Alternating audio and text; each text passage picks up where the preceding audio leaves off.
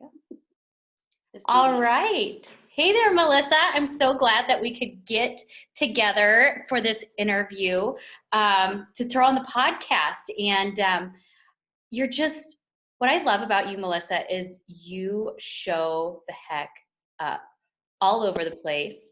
Your light is shining bright. You have such a big heart.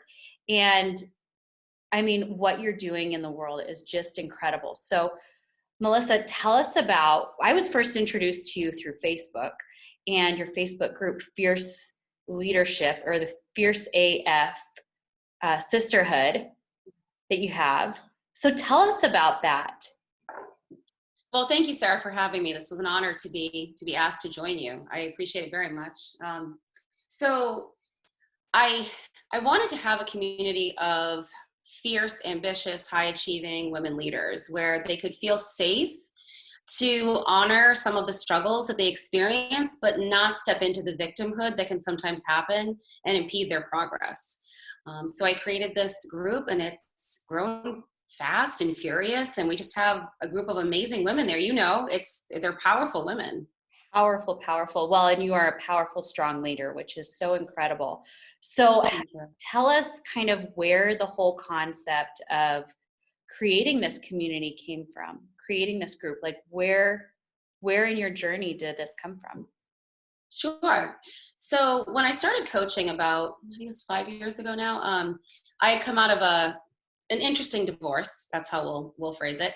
And I recognized that a lot of the skills that I learned as an ambitious woman, I had applied to that situation to overcome it. And there were also, there's psychological components, there's the emotional components certainly, and then there's the spiritual. And I also throw in some behavioral science. I have a background in psych and behavior science, and using all of those principles together, I realized that it wasn't just tackling career or business or parenting. It was really every part of life that we needed to use these strategies with. So that's how I started my coaching, and it just expanded. The women that first worked with me, they were all high-achieving women leaders going through really difficult divorces. It's just, how the attraction happened then. And from there, once we got through those, and it was so powerful and successful, they continued to hire me for other parts of their life and saw great results. So I decided almost a year ago now to create a group to serve more women in that way. It's incredible. It truly is. So hold on.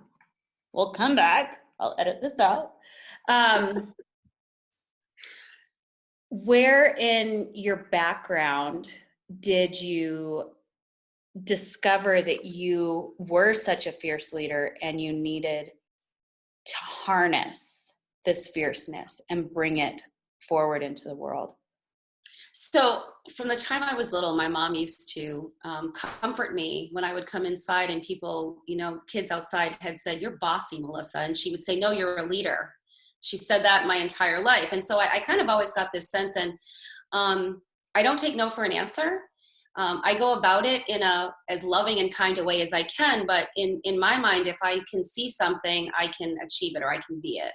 And I feel that way about every woman. And so I think it's just always been ingrained in me. I don't think that there was ever one specific point in life where, I think it's just something I've always known.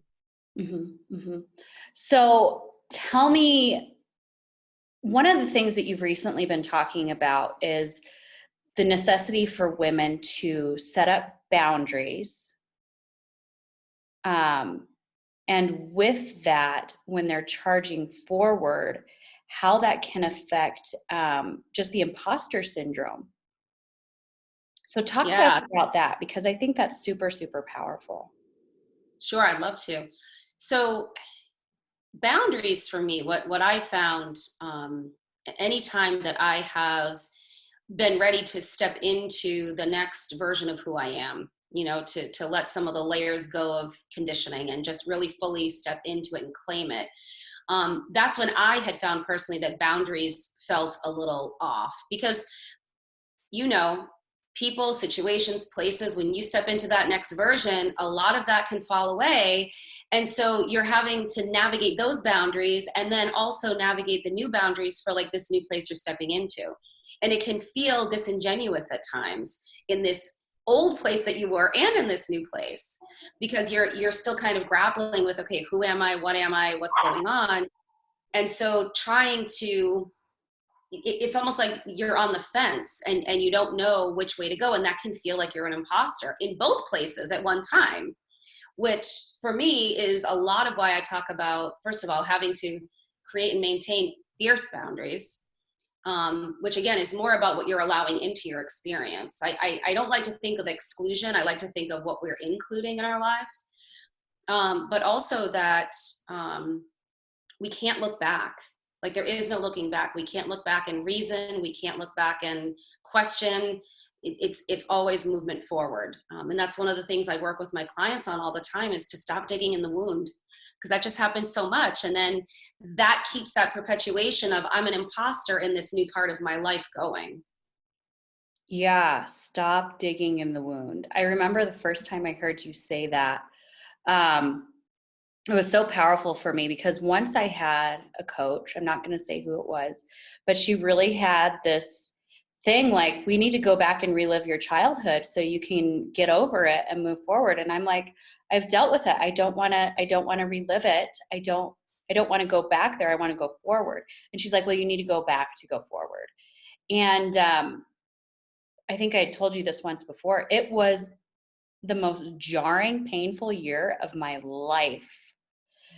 And so what kind of got you to this place of, awareness, and like, why do we keep going back there? Digging in. I think for me, it really hit when I was going through that divorce. And I recognized that the only thing that was fueling the really horrific communication between the two of us at the time was that I kept seeing him in a certain light. I kept seeing him as a certain label that I'm not even going to give, because I think it's rampant and I think it does a huge disservice to women trying to move forward. I'm sure we can all guess what that label is, because it's thrown out a lot when dealing with divorcing. So I started to treat him as if he were the version of him that I trusted, and that I felt safe around. And it was not easy. There were a lot of things going on in the divorce that I felt extremely like persecuted is kind of the word I would use. That was my perception of it. But again, it was a perception. And when I shifted how I handled him and how I handled the situation, my perception shifted and the situation shifted. So that was the key moment for me. I couldn't keep looking back at how I had experienced him. I had to move forward into how I wanted to experience him. Oh, I think like we just kind of, I feel like I need to sit with that for a minute. Is like, instead of looking back at what someone was, or person, place, thing, whatever. Yeah. And kind of what your new perception is, your new, I guess, what's the word I'm looking for? Your new, starts with an A. No, not aspect. Expectation. There we go. Your new expectation should be. And I think that's a really powerful place to come from, is like shifting your expectations to meet the present and not the past. And yes, and to meet the future. Yeah. Because the present moment, we're still sometimes grappling. It's like that fence thing I was talking about. We're still sometimes in that, oh, but I kind of still remember this, but I want it to be this way. Mm-hmm. So I really try to, in all of my work in the courses and with my clients, I really emphasize the need to only look where you want to be. And when old stuff comes up, like it took a little bit of time for his behavior to shift when I started responding differently. And this is the behavior science that I tie in, right? It's called an extinction burst in behavior science. It's, you put a behavior on extinction where you ignore it. You're not going to pay attention to it anymore. and you only pay attention to what you want to see, well, it takes a little time for that behavior to die out energetically, because we need the old energy to clear out. But from a behavior standpoint, that person's used to getting a certain reaction from you doing a certain thing, so they're going to ramp it up a little bit, you know. And that's the hardest part I find for women, because I work mostly with women, to hold on through, because then they start questioning themselves. Am I the right person? Am I this? And then the boundaries get weak. So yeah. Absolutely. Oh, that's so powerful. So this is interesting because I'm hearing you talk and I'm like, this woman, she's powerful. Like I can feel how powerful you are through the screen. And I think that says something. Where do you think, like this sense of power, is it something you were innately born with, or is it something that has kind of grown over time and experience and lessons, or is it just who you are? I think it's a little bit of both. Like I said, when I was a kid, I mean, my parents, I was very fortunate. They were incredibly supportive and loving, and they always said, you can do anything you want to do. But then I went through some experiences, as we all do, that I felt suffocated and stifled, and that I really couldn't be who I am. So it did take some uncovering and experiences and determination, you know, because I could always feel her. I could always feel that part of me. And I just got to a point where I was like, Melissa, just claim her again. Just, you are her, just claim her again.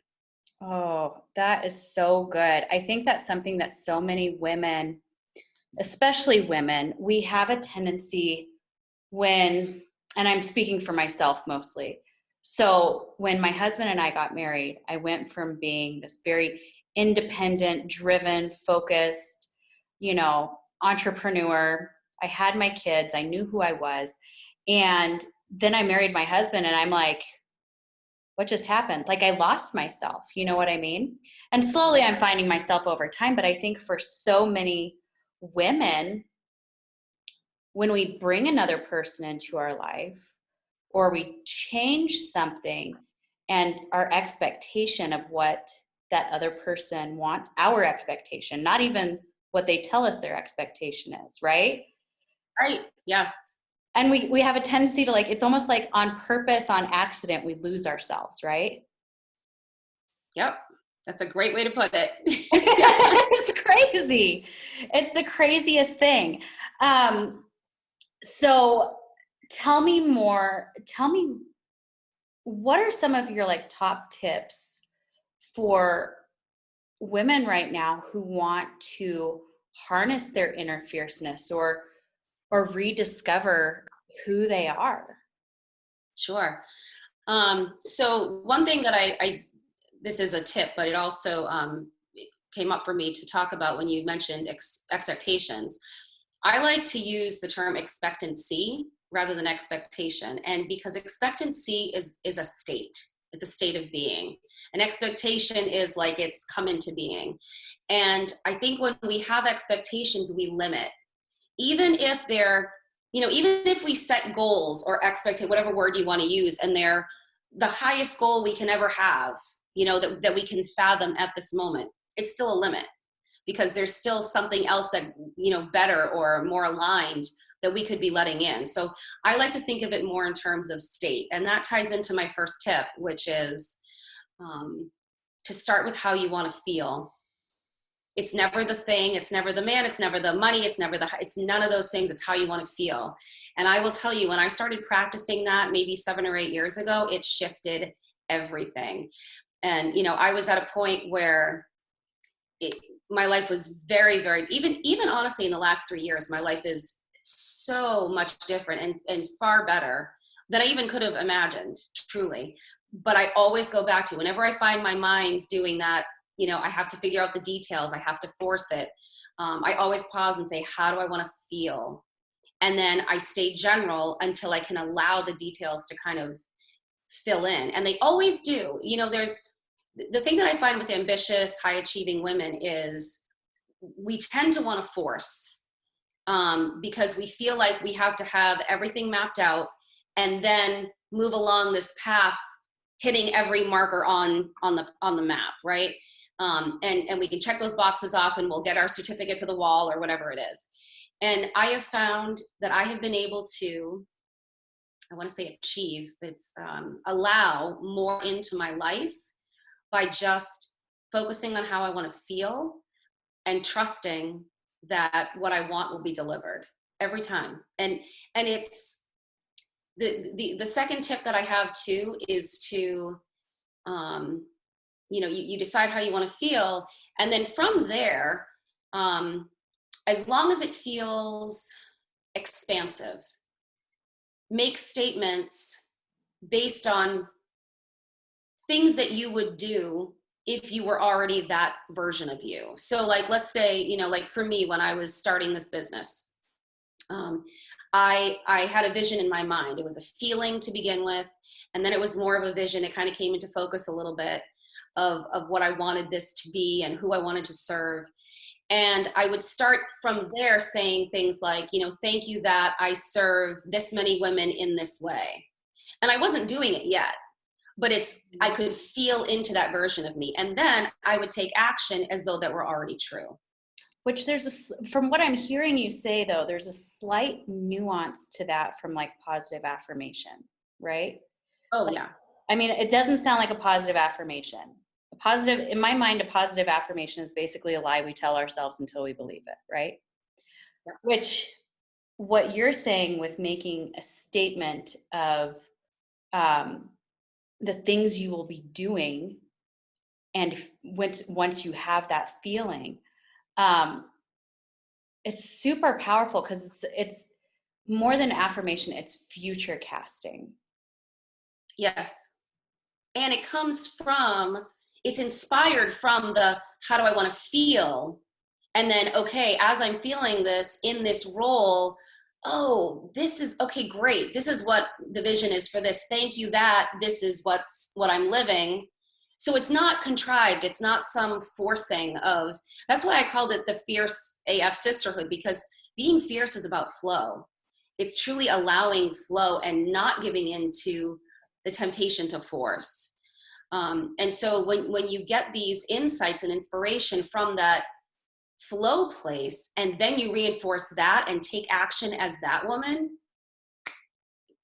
that is miraculous. It's powerful. Really Mountains move. Truly, truly. Oh my gosh.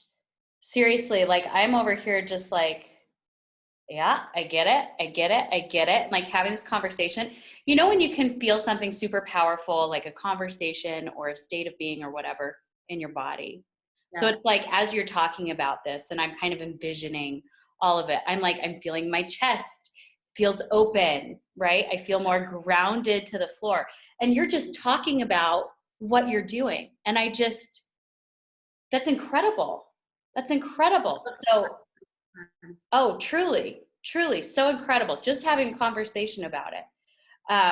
It truly is. And I think as women, we have more of a ability to connect to nature, as it were, nature and nurture, and Yes. ground ourselves into that. And kind of what you're saying with all of this, that's what I'm hearing is like, just ground in, connect to nature, connect to nurture, and don't force things, right?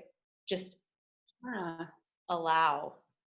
Oh, so good.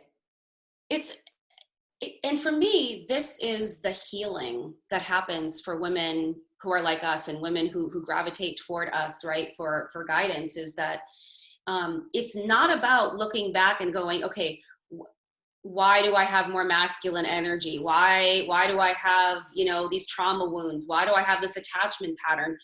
Because you can spend your entire life digging into why, and whatever you're looking for, you're going to find, right? So you're just going to find more and more reasons and an endless loop and more things to heal. Whereas if you just look forward where you want to be, whatever needs to come up to be released, it's not even to be healed, it's to be released. It's going to be released along the way. It is every time when I work with clients, when I do my own work, every time. And then you're already on the path forward. So you're already making gains. And then the momentum that kicks in is just awesome. Girl, there's something you said that it stood out, and I don't know even if you know you said it, but you said, whatever you're looking for, you're going to find. Oh, If yeah. that's not quotable, I don't know what is. Like, put it up on the Twitter, whatever. Whatever you're looking for, you're going to find. It's simple, but it's like powerful. That stood out to me. So thank you for sharing that. You're probably like, Sure. I knew that it would. Like, it's my credo. That's my life, girl. Well, it also applies to like, it's not, we tend to look at those, you know, quotes and sayings and we go, oh, that's so sweet. Yes. Whatever I'm looking for, I'm going to find it. So if I'm looking for the beauty, I'm going to find it. Like we kind of go there, but the opposite is true too. You know, like if you're looking for something to be wrong, you're going to find all the wrong things. If you're looking for something to be lost, you'll never find it. You know, so for me, it's so powerful to just remember to keep looking where I want to be, keep looking and find the smallest bit of evidence that to you means this thing is coming about. Like it doesn't have to be what anyone else thinks it means. Mm-hmm. You know, I remember, do I have time for a quick story? Absolutely. Bring it on. Okay, well, this is just a funny story. So a few years ago, I was renting a townhouse before I bought this house, and I was meditating one day, sitting in the living room. The kids were upstairs, quiet. It was glorious, and I had the washer and dryer was in the first floor bathroom. So I'm meditating, and all of a sudden, I just happened to open my eyes, and out from under the bathroom door, I see this like stream of water. So the hose on the washing machine had broke and it was just dumping water everywhere. And like it was going through the floor into the basement, like all this stuff. And I made a decision. I had started doing this a couple of years before, but I decided, you know what that means? I know that that's abundance. I have an abundance of water. That means an abundance of love, an abundance of money. And like, I went through the list. I'm like, that's all it means. And I'm not kidding you. Within a few days, I had like money from an unexpected source. I had extra love. I had like all the things that I decided that meant. So it's super important when we go, what am I looking for? You have to give it the meaning that is most powerful and expansive. And I don't care what anybody, like I remember telling my boyfriend at the time that I said that, and he was like, I can't believe you look at the world that way. And I'm like, I get to look at it however I want. I get to give it the meaning however I want. So I want it to be something that's going to propel me forward. And it works out every time. So absolutely. Well, and it is a conscious choice to think that way. yes. And I think that's what a lot of people don't necessarily understand is it's a conscious choice. Because you could have gone the other way and gone like, mother effer, son of a biscuit. Now I've got to clean up this freaking mess. It's a total disaster. Like you could have let it ruin your whole day, your whole week, your whole month. But instead you captured that thought and maybe you twisted it and said, I'm not going there. Mm-hmm. Right? Oh yeah.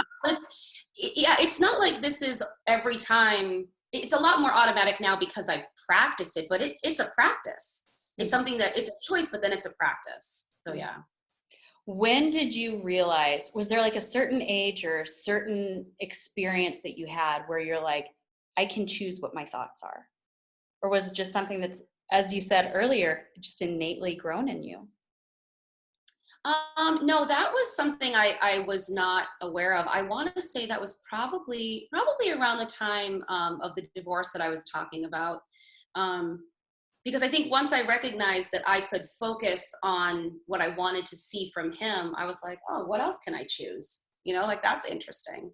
So it was all, you know, I never bashed that divorce. You know, when I don't tell the full story of it anymore because it doesn't serve any purpose anymore.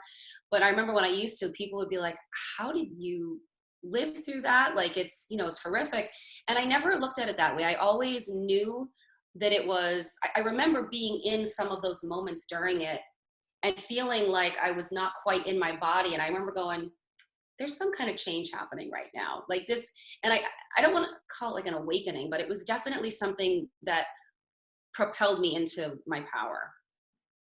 It's incredible. It truly is incredible how you can take something that would be traumatic. And I truly believe that everything in our life we have we have control of our perspective.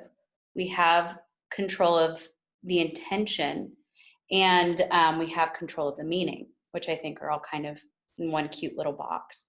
But it's interesting when we are either placed into traumatic situations or we put ourselves into traumatic situations, how there can be so much incredible growth for us as individuals. Or there's also people who go the other way and it just becomes their victim story, right? And so you're really pulling the people towards you who are like, I'm done with the victim story. I'm over it. Like, I am the boss of my own life. I am fierce AF, and I'm just going to handle it. And I think that it's incredible. You're in this incredible position and you're inspiring a lot of people, and you're also helping people, you're helping women to really evaluate and look at their own ways of thinking, their own perspectives, and maybe where they've either A, been lied to, or B, lied to themselves. And you're very stern and direct. And I think more than anything, as women, we can either be pitiful or we can be powerful. And you are really taking this place of like, I'm powerful and you should be too. Not like you can be, but you should be. Like, be the boss. And girl, it's incredible. It's incredible. It truly, truly is. I just want to acknowledge that. And thank you for bringing all of your muchness into the world, because the world needs it. Truly. Thank you. So, where can people learn more about you, connect to you, work with you, all of that good stuff, find out what you're doing? Where can they get in touch with you? Sure. So the Fierce AF Sisterhood, that's the tagline for the group on Facebook. That's a great community. I love adding more fierce women, or even women who like know that they're fierce but haven't quite stepped into it. That's all right, because you surround yourself with fierce women, you're going to rise up. Mm-hmm. I have a Facebook page, Melissa Harrison Coaching. My website is melissakatherineharrison.com. Catherine is with a C. Those are the main places to find out more or get in touch with me. Perfect. And I'll put those in the show notes with the podcast too. So great. Yeah, you are just such a badass. So because this is the Momma Boss podcast, tell me, what do you love most about being a Momma Boss? It's funny you asked that. So Mother's Day just happened. Mm-hmm. And my 15-year-old son, who's just, I have 3 kids and they're all loves, and I'm so blessed to have them. My 15-year-old, though, tends to get a little frustrated because he feels like I'm always preaching. I try really hard to be mindful of not, spouting, because nobody wants to be preached to, especially not kids. But on Mother's Day, he gave me a letter and he said, basically, I know that we're different people, but your